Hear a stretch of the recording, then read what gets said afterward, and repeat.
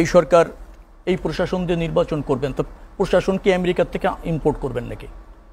এই দেশের প্রশাসনকে ঢালিয়ে সেজেই তো করতে হবে।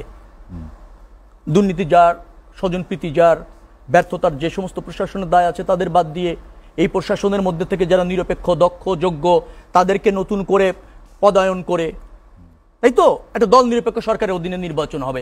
এছাড়া কি সরকারও বিদেশ থেকে আসবে, প্রশাসনও বাইরের থেকে আসবে? অন্তর্বর্তীকালীন সরকার একটা সংকটকালীন সরকার।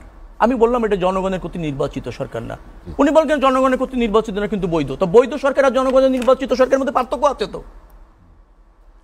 মার্শাল ল সরকার অবৈধ সরকার। এখন জনগণের ডেফিনেটলি বৈধ সরকার, পরবর্তীতে মার্শাল ল একটা প্রক্রিয়া, কিন্তু গণতান্ত্রিক পন্থায় অবৈধ। কিন্তু মার্শাল ল সরকার সরকার না, সরকার তো। অন্তর্বর্তীকালীন সরকার বলেন যে তার নেয়া মেয়াদ ঠিক নাই, তো মেয়াদ ঠিক নেই, সে তো স্বল্প মেয়াদের সরকার।